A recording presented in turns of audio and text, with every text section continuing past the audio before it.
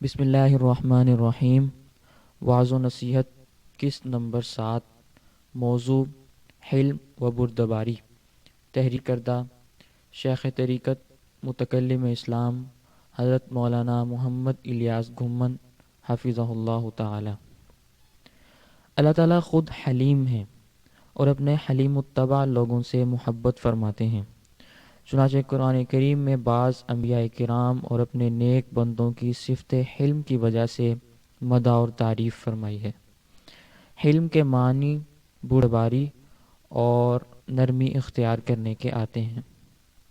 شریعت اسلامیہ میں ناموافق حالات میں نرمی اختیار، گوار باتوں کو برداشت کرنا، ضبط نفس اور غصے کو کنٹرول کرنا حلم اور بردباری کہلاتا ہے۔ یہاں اس بات کو بطور خاص ملحوظ رکھا جائے کہ حلم اور بردباری کی حقیقت یہ ہے کہ انتقام کی طاقت اور قدرت کے باوجود غصے کو پی جانا، تواضع اختیار کرتے ہوئے نرمی کا برتاؤ کرنا اور عفو و درگزر سے کام لینا حلم اور بردباری کا صحیح مفہوم ہے۔ اگر انتقام لینے کی قدرت ہی نہیں، بدلہ لینے کی طاقت اور سکت ہی نہ ہو، یا کسی دنیاوی مفاد کی وجہ سے سختی کو برداشت کر لیا جائے تو یہ عمل حلم نہیں کہلاتا۔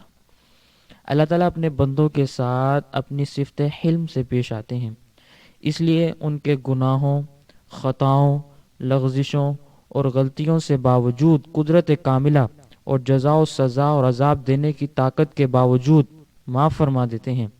ان کی غلطیوں، گناہوں اور نافرمانی پر فوری گرفت نہیں فرماتے اور اسی وقت عذاب میں مبتلا نہیں کرتے، بلکہ انہیں مہلت دیتے ہیں۔ اپنے انبیاء اور رسل کو مبعوث فرماتے ہیں تاکہ وہ لوگوں کو گناہوں اور نافرمانیوں سے بچائیں، ان کی اصلاح کریں۔ انبیاء کرام کے بعد اولیاء اللہ اس عظیم مقصد میں انبیاء کے نقش قدم پر چلتے ہوئے انسانیت کی رہنمائی کرتے ہیں۔ یہ سب کچھ اللہ کی شان حلم کی وجہ سے ہے۔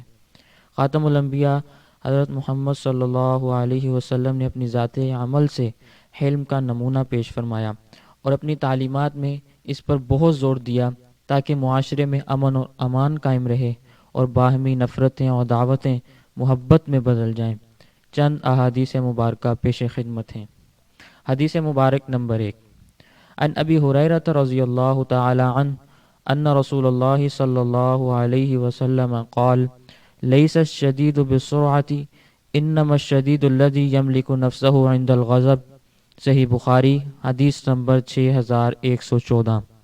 حضرت ابو ہریرہ رضی اللہ تعالیٰ عنہ سے روایت ہے کہ نبی کریم صلی اللہ علیہ وسلم نے فرمایا، طاقتور وہ شخص نہیں جو پہلوانی میں لوگوں کو پچھاڑ دیتا ہے، بلکہ حقیقت میں طاقتور وہ ہے جو غصے کے وقت اپنے آپ کو قابو میں رکھتا ہے۔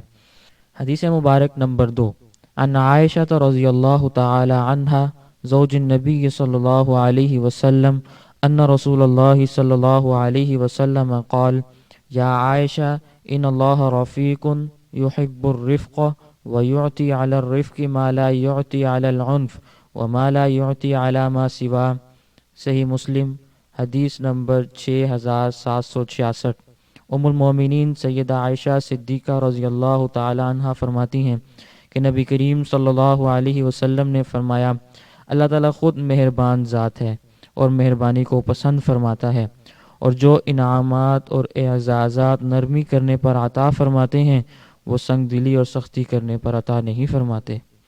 حدیث مبارک نمبر 3، عن ابن عمر رضی اللہ تعالی عنہما قال قال رسول اللہ صلی اللہ علیہ وسلم ما من جرعۃ اعظم اجرا عند اللہ من جرعۃ غیظ کظمها عبد ابتغاء وجہ اللہ۔ سنن ابن ماجہ حدیث نمبر 4179۔ حضرت عبداللہ بن عمر رضی اللہ تعالی عنہما سے روایت ہے کہ رسول اللہ صلی اللہ علیہ وسلم نے فرمایا، غصے کا وہ گھونٹ جسے کوئی بندہ اللہ کی رضا کے لیے پی لیتا ہے، اللہ کے ہاں اس سے بڑھ کر ثواب والا کوئی گھونٹ نہیں۔ حدیث مبارک نمبر 4، عن سہل بن معاذ بن انس عن ابیہ رضی اللہ تعالی عنہ ان رسول اللہ صلی اللہ علیہ وسلم قال من کظم غیظا وهو قادر على ان ينفذه دعاه الله على رؤوس الخلائق يوم القيامة حتى يخيره في أي الحور شاء۔ سنن ابن ماجہ حدیث نمبر 4186۔ حضرت معاذ بن انس جوہنی انصاری رضی اللہ تعالیٰ عنہ سے روایت ہے کہ رسول اللہ صلی اللہ علیہ وسلم نے فرمایا، جس شخص نے اپنا غصہ روک لیا جبکہ وہ غصہ کے مطابق سختی نافذ کرنے کی طاقت رکھتا تھا، اسے قیامت کے دن اللہ تعالیٰ سب مخلوقات کے سامنے بلا کر اختیار دیں گے کہ جس حور کو چاہے مرضی سے پسند کر لے۔ حدیث مبارک نمبر 5۔ عن عبد الله بن عمرو رضی اللہ تعالی عنہما قال قال رسول اللہ صلی اللہ علیہ وسلم اذا جمع اللہ الخلائق یوم القیامہ نادى مناد أين أهل الفضل فيقوم ناس وهم يسير فينطلقون سراعا إلى الجنة فتتلقاهم الملائكة فيقولون إنا نراكم سراعا إلى الجنة فمن أنتم فيقولون نحن أهل الفضل فيقولون وما فضلكم فيقولون كنا إذا ظلمنا صبرنا وإذا أسيء إلينا عفونا وإذا جهل علينا حلمنا فيقال لهم ادخلوا الجنة فنعم أجر العاملين قال ثم ينادي مناد أين أهل الصبر فيقوم ناس وهم يسير فينطلقون إلى الجنة سراعا فتلقاهم الملائكة فيقولون إنا نراكم سراعا إلى الجنة فمن أنتم فيقولون نحن أهل الصبر فيقولون وما صبركم فيقولون كنا نصبر على طاعة الله عز وجل وكنا نصبر على معاصي الله فيقال لهم ادخلوا الجنة فنعم أجر العاملين۔ اتحاف الخيارة المهرة حدیث نمبر 7786۔ حضرت عبداللہ بن عمر رضی اللہ تعالی عنہما سے روایت ہے کہ رسول اللہ صلی اللہ علیہ وسلم نے فرمایا، قیامت کے دن جب اللہ تعالیٰ ساری مخلوق کو جمع کرے گا تو ایک آواز لگانے والا پکارے گا، اہل الفضل کہاں ہیں؟ آپ صلی اللہ علیہ وسلم نے فرمایا، کچھ لوگ جو تعداد میں زیادہ نہیں ہوں گے وہ اٹھیں گے اور جلدی جلدی جنت کی طرف چل پڑیں گے۔ اس دوران ان کو فرشتے ملیں گے، وہ تعجب سے پوچھیں گے کہ کیا بات ہے، تم لوگ جلدی جلدی جنت کی طرف دوڑے جا رہے ہو، تم کون ہو؟ وہ کہیں گے کہ ہم اہل الفضل ہیں۔ فرشتے سوال کریں گے کہ تم میں باعث فضیلت کیا چیز ہے؟ وہ جواب دیں گے کہ جب ہم پر ظلم کیا جاتا تھا تو ہم صبر سے کام لیتے تھے، اور جب ہمیں تکلیف دی جاتی تھی تو ہم باوجود طاقت اور قدرت کے غصے کو کنٹرول کرتے تھے۔ فرشتے ان کی باتوں کو سن کر کہیں گے، جنت میں تشریف لے چلو، کیونکہ نیک اعمال کرنے والوں کے لیے جنت ہی اچھا ٹھکانہ ہے۔ حدیث مبارک نمبر 6۔ عن عائشہ رضی اللہ تعالی عنہا قالت سمعت رسول اللہ صلی اللہ علیہ وسلم یقول وجبت محبت اللہ علی من اغضب فحلم۔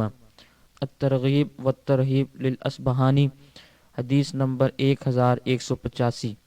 ام المومنین سیدہ عائشہ صدیقہ رضی اللہ تعالی عنہ سے روایت ہے کہ رسول اللہ صلی اللہ علیہ وسلم نے فرمایا، اللہ تعالیٰ کی محبت اس شخص کے لیے یقینی طور پر ضروری ہو جاتی ہے جو غصہ کے وقت حلم اور بردباری سے کام لیتا ہے۔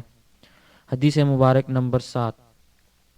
عن عامر بن دینار رضی اللہ تعالی عنہ قال قال رسول اللہ صلی اللہ علیہ وسلم ان اللہ يحب الحلیم الحیی الغنی المتعفف ويبغض الفاحش البذیء السائل الملحف الحلم لابن ابی الدنیا حدیث نمبر 54۔